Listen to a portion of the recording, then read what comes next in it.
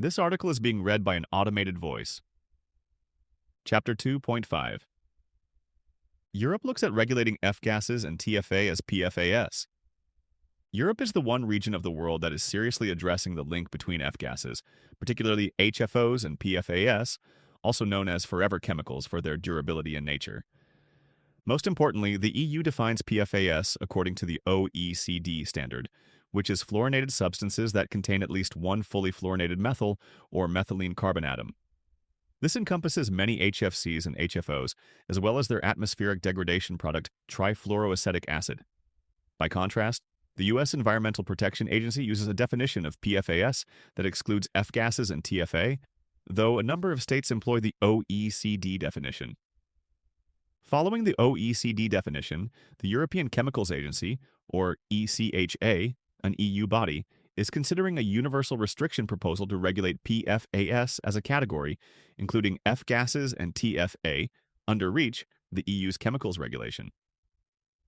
The ECHA published the Universal PFAS restriction proposal, made jointly by the national authorities of Denmark, Germany, the Netherlands, Norway, and Sweden, in February 2023. PFAS restrictions have been proposed that would include either a ban, with derogations, time-limited exemptions, where alternatives are not yet available. Recently, restriction options other than a ban have been proposed. In regard to refrigerants, the following ban derogations have been proposed. For 13.5 years after the regulation enters into force for refrigerants used in maintenance and refilling of existing HVAC and R equipment, put on the market up to 18 months after the regulation enters into force. For 6.5 years after the regulation enters into force for refrigerants used in mobile air conditioning systems in combustion engine vehicles with mechanical compressors. For 6.5 years after the regulation enters into force for refrigerants used in mobile air conditioning in transportation vehicles for military applications.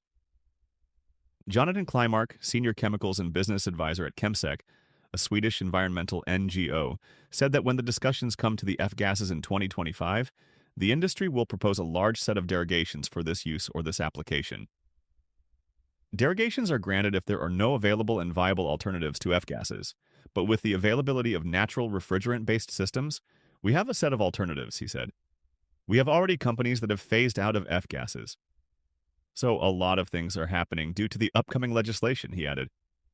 The ECHA Scientific Committees for Risk Assessment, known as RAC, and for Socioeconomic Analysis, known as SEAC, have been engaged in an evaluation of the proposal, with the RAC receiving more than 5,600 comments. Over the next year, the SEAC will conduct its public consultation. After committees are finished with their evaluations, their opinions will be submitted to the European Commission. The Commission will write its proposal, which will be decided upon by the member states. We probably won't have a decision until maybe 2028, or even later than that.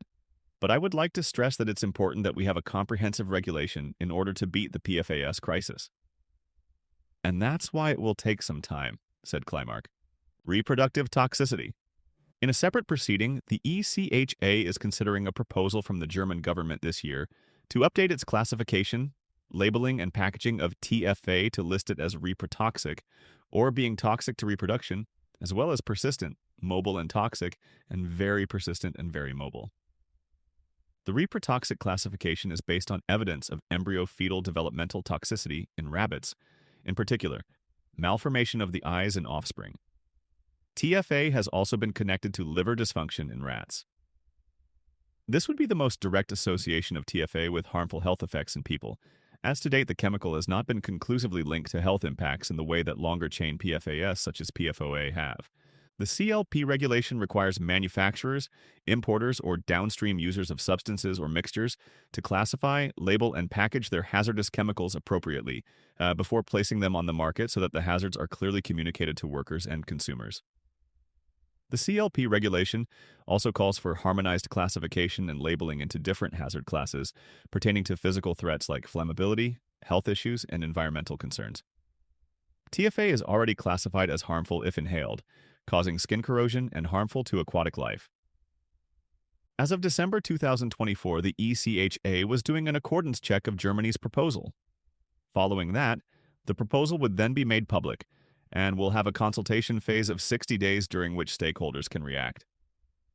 Based on the consultation, the RAC will adopt an opinion, after which it goes to the European Commission, which has a final vote on whether to approve the reclassifications. The EU is also regulating PFAS levels in drinking water. Its Drinking Water Directive, which will take effect January 12, 2026, establishes limits of 0.5 micrograms per liter for PFAS total, or all PFAS, including TFA, and 0.1 micrograms per liter for the sum of PFAS, which covers a list of 20 PFAS not including TFA. In many parts of Europe, such as the Wallonia region of Belgium, more than 0.5 micrograms per liter of TFA alone has been detected. Wallonia and the Netherlands have both established a 2.2 micrograms per liter guidance value for TFA in drinking water, which has also been exceeded in some areas. In Denmark, the TFA limit in drinking water is 9 micrograms per liter, while Germany has a health guideline value for TFA of 60 micrograms per liter and an advisory level of 10 micrograms per liter. The European Commission recommends that in the analysis of PFAS total, the contribution of TFA in water intended for human consumption should be separately evaluated, as the TFA concentration could significantly exceed 0.5 micrograms per liter. There is currently no legal EU limit for TFA in surface water, rivers and lakes, or groundwater per the Water Framework Directive. However, in October 2022, the European Commission adopted a proposal to revise the lists of pollutants in surface water and groundwater.